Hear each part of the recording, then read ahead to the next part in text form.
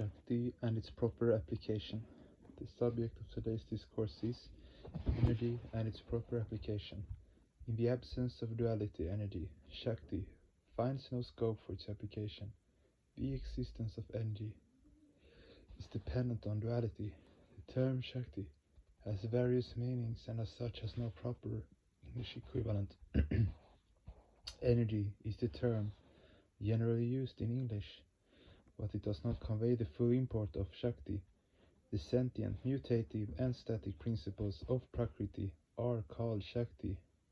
Prakriti is called Prakrita Shakti, or Supreme Operative Principle. The way in which Prakriti function is called Shakti. The flow of the Tanmatras, or inferences, is called Shakti. The luminous factor is called Shakti in a limited sense, and the energy which a living body acquires from its surroundings is called Shakti.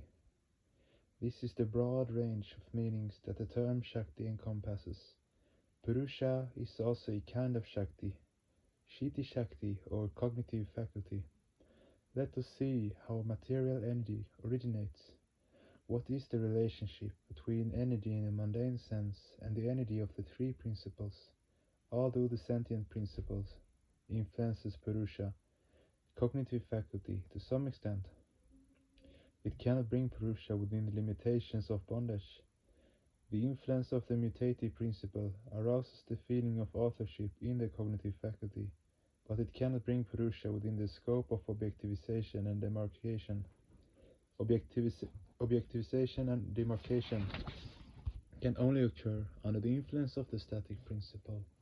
The cognitive faculty comes within the scope of bondage, theoretically, due to sentient influence, comes within the scope, comes within the bondage of authorship.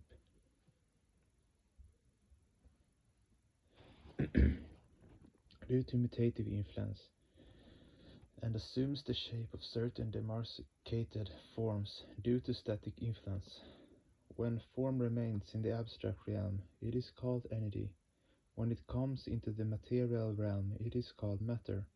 Energy is not one of the fundamental factors, but a stage prior to the metamorphosis of the cosmic Shita into the five fundamental factors. Expression is the innate characteristic of Shakti. Sentient, mutative and static principles are born at a particular time, but lie latent within Shakti. They are the creators of the mind. It would be futile for the unit mind to attempt to trace the origin of these three principles, because in the process it would land itself in the fallacy of infinite regress. When microcosms become active, the unborn Prakriti is not manifested in them spontaneously. Microcosms have to draw the impetus to arouse Prakriti's principle from the macrocosm. Matter receives its impetus from both microcosm and macrocosm. Expression of energy is systolic, and is this systolic expression, the three principles have their respective roles to play. The initial expression of a wave is sentient. When it reaches maturity, it becomes mutative. The period of maturity is followed by a period of contraction. When the most contracted stage is reached, the mutative principle is finally superseded by the static principle.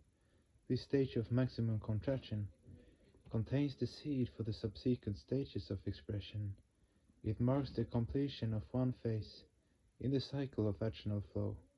At this point, the macrocosm gathers momentum for the next stage, the gradual unfoldment of macrocosmic mind.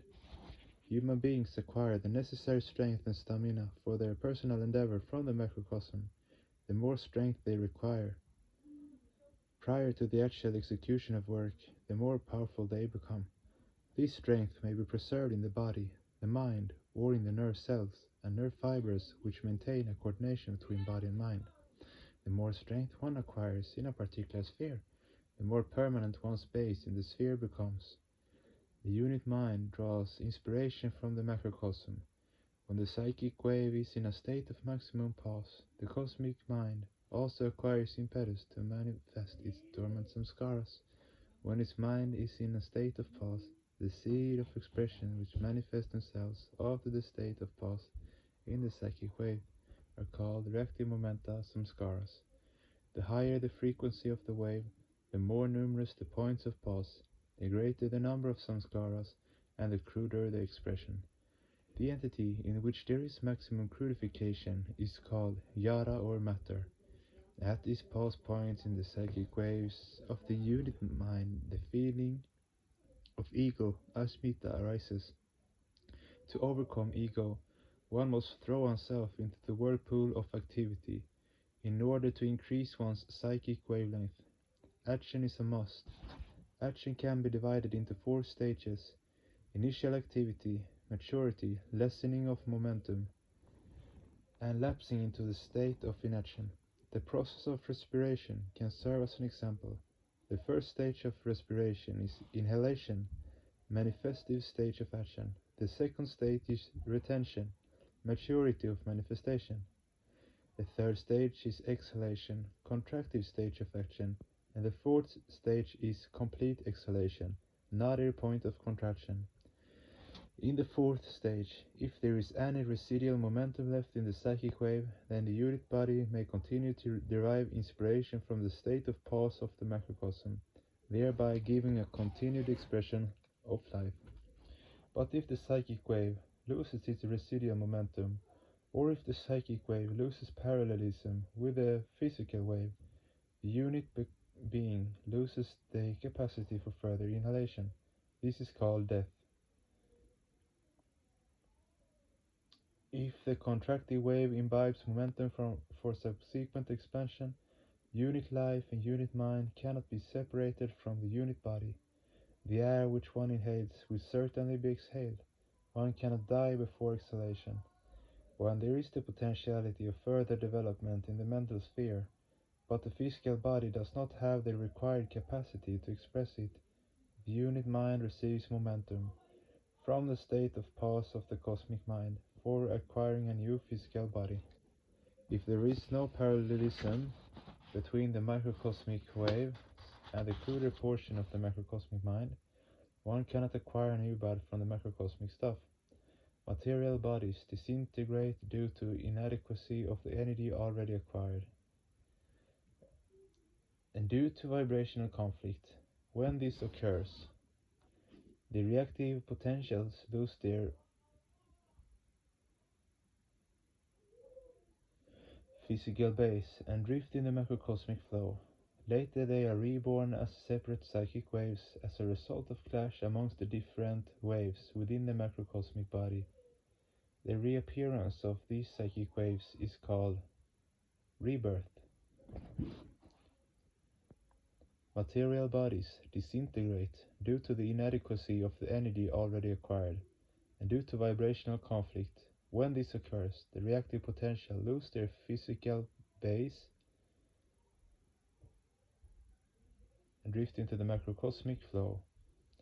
Later they are reborn as separate psychic waves as a result of clash amongst the different waves within the macrocosmic body. The reappearance of these psychic waves is called rebirth. In subtle analysis, every state of pause of this systolic movement is a kind of death. It may not necessarily be the death of the physical body, but the death of waves of vital energy.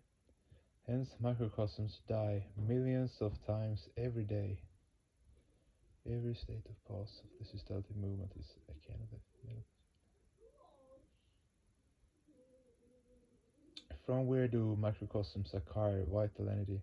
From the state of pause of the cosmic mind. But why do they inhale?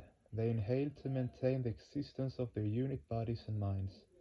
The more they inhale, the more the unit I acquires the scope to expand itself due to the influence of the mutative principle.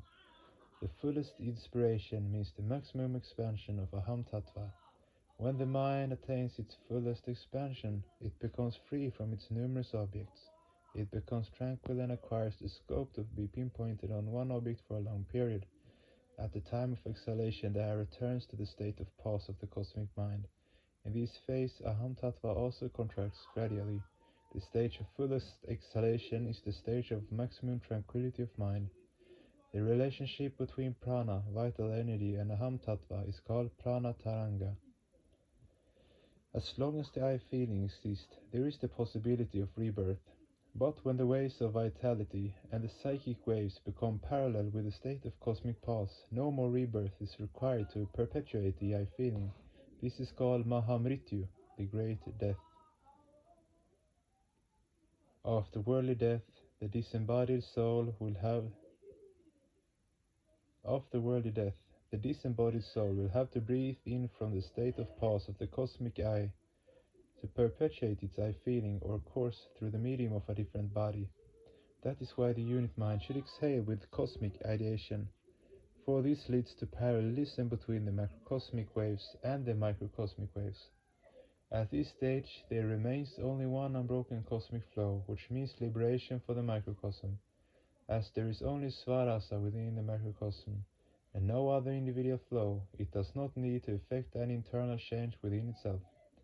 But macrocosms have to bring about change within themselves in order to merge in the macrocosmic flow.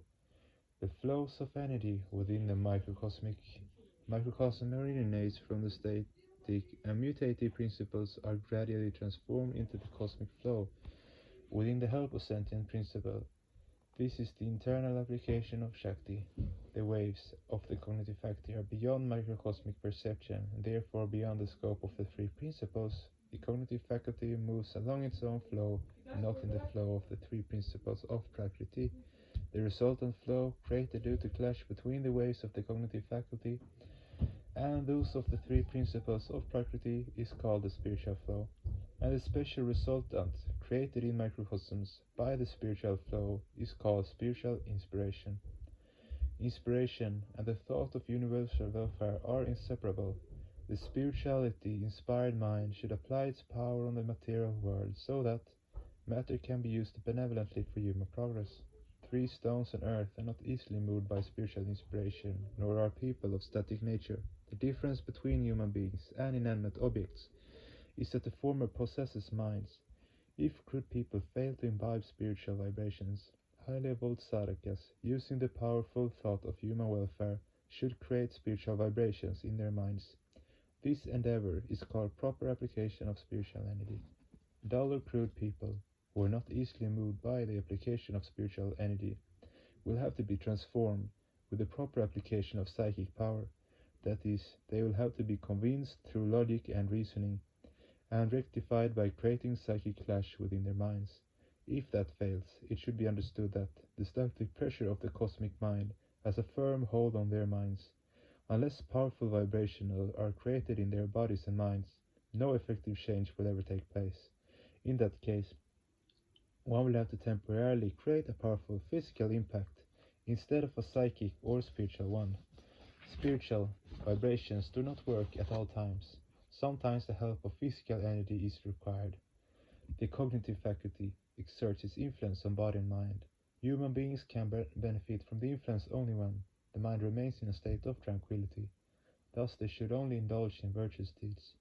If people keep bad company, their psychic bodies will be misguided by the negative physical and psychic energies of those bad elements. Mental restlessness and the unhealthy ways of the environment will cause them to stray from the path of righteousness. Hence, each and every human being should keep good company. One should move according to the spiritual flow, and not according to the psychic flow of others. The physical body of living beings is made of the five fundamental factors and is thus the crude resultant of the forces of macrocosm. Hence, the physical body is naturally guided by spiritual impetus. The psychic waves of human beings want to direct the physical body. Unless there is a serious disharmony between the psychic waves and spiritual waves, the physical body of living beings moves on in its natural rhythm. But once serious disharmony occurs, there arises a clash between the body and mind. Human beings wake up startled after a frightening nightmare, tormented by a cruel deed they performed in the past, while giving false evidence in court. Their bodies tremble and their throats become parched. Of course, once their sins and crimes become habitual, their bodies become adjusted with the crude waves. Then there occurs no clash between the bodies and mind even while performing evil deeds. But when spiritual inspiration exerts its influence, the body and mind becomes transformed. The mind begins to move towards Purushottama and becomes centered on the pituitary plexus. Psychic waves, whether good or bad, first create vibrations in the pituitary plexus. According to the nature of these vibrations, a particular hormone is secreted by the pituitary gland. The lower glands of the body are influenced by this hormone, which ultimately brings about a great change in the physical body. When the application of energy is internal, it is called adhyatmic sadhana, or spiritual practice. Spiritual practice is a constant process of purification of body and mind. It causes the physical and psychic waves to attain greater parallelism with the cosmic wave. When the mind finally dissolves in the cognitive faculty, it ceases to exist, for at that stage its mind stuff has been completely powdered down. This process of powdering down the mind stuff with the help of spiritual waves is called moksha sadhana, the endeavor to attain salvation. What is the best way to attain salvation? When the human mind imbibes spiritual inspiration from the macrocosm, it also imbibes the idea of Purusha, the cognitive faculty, causing a corresponding vibration to occur within the mind itself. At that stage, the waves of the cognitive faculty and the resultant waves of the three principles of Prakriti, in the process of Svarupa Parinama, homomorphic evolution, attain some kind of parallelism. Then the cognitive faculty moves completely in its own natural flow together with the psychic flow of individuals. When the unit cognitive flow attains parallelism with the macrocosmic flow, it is called moksha, salvation. Moksha is attained by the mind and not the body, but the physical body is an important factor and should by no means be neglected. It is the vehicle which carries one along the path of sadhana. Thus one must strive continuously to rectify the defects of the physical glands, to prevent them from misguiding the mind to engage itself in mean thoughts and actions. The result of spiritual practice is the gradual surrender of body-centeredness and mind-centeredness to cognition, as spiritual waves are subtler than physical psychic waves, and thus beyond the realm of psychic functioning. We cannot give them any particular name, but we can certainly give a name to the functions of body and mind. When the psychic waves are directed towards consciousness, it is called bhakti or devotion. As long as bhakti remains within the psychic sphere, it is sentient in nature, no matter how subtle it might be, but when devotion touches the spiritual wave of pure consciousness, which is beyond the three principles, it can no longer be called Sattva-guni sentient or Saguni related to Saguna Brahma, but can legitimately be called kevala.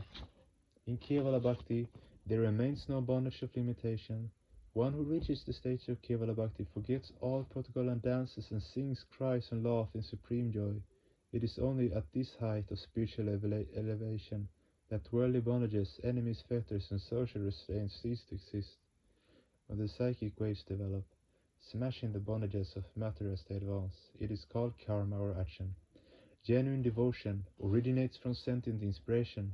Proper action originates from the inspiration of the mutative principle. Even while saturated with the sweet waves of spiritual inspiration, one can still continue to act and struggle against the forces of matter. Before commencing this struggle, if one wants to know the proper relation between action on the one hand and the macrocosm or microcosm on the other hand, one will have to know the true nature of matter. The endeavor to know matter is called jnana sadhana, and the endeavor in establishing a happy correlation between consciousness and matter is called jnana yoga. In the initial stage of one's attempt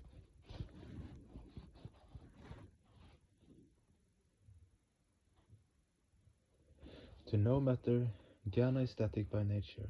I am using the word jnana here in the sense of relative or mundane knowledge. In the absolute sense, this sort of knowledge is not actually jnana. In fact, there is no difference between real knowledge or parajnana and devotion. Bookworms do not deserve to be called jnanis. When movement is analytical or toward crude matter, the pursuit of knowledge is static by nature. Since relative knowledge is static by nature, people easily develop pride as they acquire more of it, but relative knowledge can't be denied. It is a necessity in the mundane world. One must acquire it, yet eliminate its defects, and that can only be done by imbibing cosmic ideation. One will have to move in the mundane world with the help of Madhuvidya, superimposition of cosmic ideation on thoughts and deeds. For those lawyers, governments, official actors, actresses, and political leaders whose profession brings them in close contact with wicked people, there remains the possibility of downfall at every step. The sinful and criminal thoughts of those they rub shoulders with can easily have a negative influence on their minds. Therefore they should take cosmic radiation more than ordinary people, otherwise degradation is unavoidable. How should one take cosmic radiation? Human beings make the mistake of mostly thinking about material objects, Vishaya, subtle or crude. Paramapurusha, to whom you are an object, is your subject. How can you take him as your object? To accept Paramapurusha as your object means to surrender your microcosmic identity to his macrocosmic identity. You must take yourself back to your original stance, an act of total surrender at the altar of Paramapurusha. 19th December 1958 DMC, Jamalpur. Aki Jai.